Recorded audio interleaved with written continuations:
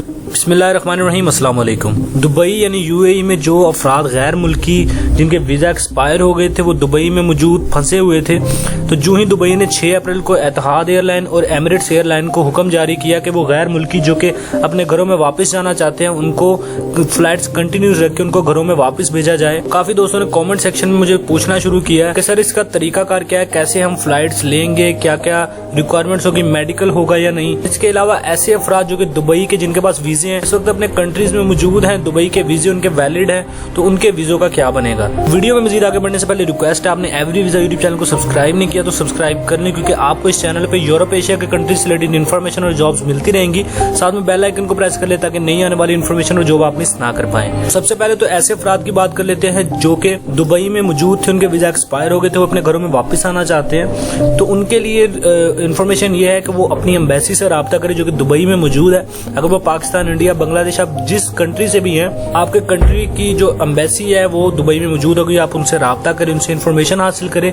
कि आपको मेडिकल करवाना पड़ेगा कि या नहीं। ये ना हो गया आप सारी रिक्वायरमेंट्स पूरी करें, फ्लाइट्स भी ले लें, टिकट भी खरीद लें, लेकिन मेडिकल की वजह से फिर आपको दुबई में रुकना पड़े। तो आप अपनी एम्बेसी से इन्फॉर्मेशन हासिल कर सकते हैं। एम्बेसी को ओपन कर दिया गया है, इजीली अपनी एम्बेसी से इन्फॉर्मेशन हासिल कर सकते हैं। अच्छा, दूसरे नंबर में आपको बताता चलूं कि जब तक किसी भी कंट्री के 500 से 600 अफराद नहीं होंगे तब तक के लिए फ्लाइट्स को नहीं उड़ाया जाएगा, क्योंकि यार 40 या 50 बंदों के लिए फ्लाइट्स नहीं उड़ेंगी जब तक किसी भी कंट्री के जो अफराद हैं उनकी तादाद 400 से 500 नहीं हो जाती, तो फ्लाइट्स उस कंट्री में नहीं भेजी जाएंगी। तो इस वीडियो को शेयर करें, उन लोगों को बताएं जिनको नहीं पता कि वो भी रिक्वायरमेंट्स पूरी करके अपनी फ्लाइट्स और टिकट खरीद के अपने घरों में जा सकें। तो सेकंड नंबर पे ऐसे अफराद जिन्होंने जो कि अपने कंट्री में मौजूद थे, जिन्होंने दुबई के वीजा लिए थे, उनके लिए यह है कि दुबई की ऑफिशियल अनाउंसमेंट भी हुई है, ऑफिशियल स्टेटमेंट भी आई कि सिर्फ दुबई से गैर मुल्कियों को उनके वतनों में मुल्कों में वापस भेजा जाएगा।